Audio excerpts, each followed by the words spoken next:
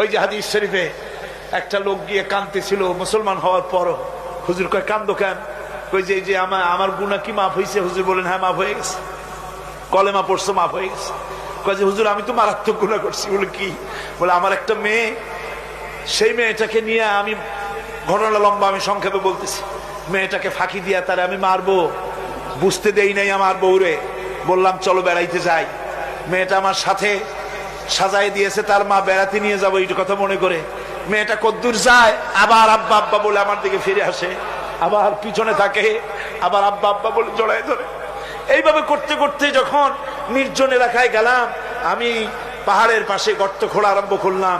গর্ত খুঁজি আর মাটি ছিটে এসে আমার দাড়িতে লাগে।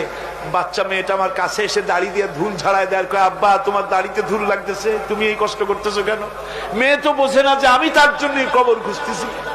কবরটা খোঁড়া হয়ে যাওয়ার পর মেয়েটারে বান্ধা শুরু করলাম। মেয়ে এখন কাঁদতেছে, বাবা আমার বান্ধো কেন? আমি তারে বাঁধা জোরে ওর মধ্যে নিক্ষেপ করে দিলাম। মেয়েটা গর্তের মধ্যে বসে চিৎকার করে বলছে, আব্বা তুমি আমারে বাঁচতে দাও, আমি তোমারে বাপ বলে সমাজে হ্যাঁ করব না, আমি ভিক্ষা করে খাবো, আমারে বাইরো না। লোকটি বলছি ইয়া রাসূলুল্লাহ, আমার মনে দরদ আসলো না। আমি একটা পাথর উঁচু করে আমার মেয়ের বুক লক্ষ্য করে জোরে মেরে দিলাম।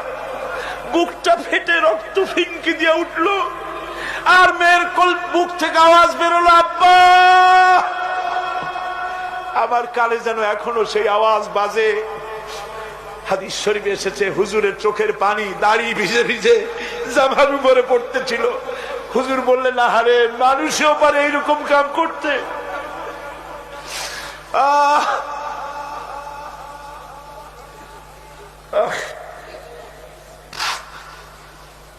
পৃথিবীতে নারীর যখন কোনো সম্মান ছিল না, মর্যাদা ছিল না, সেই সময় আমার রাসূল, আমার বিশ্বনবী নারীদেরকে সম্মানের হাত ধরে গর্তের ভিতর থেকে উঠাইয়া রানীর সিংহাসনে বসায় দিলেন।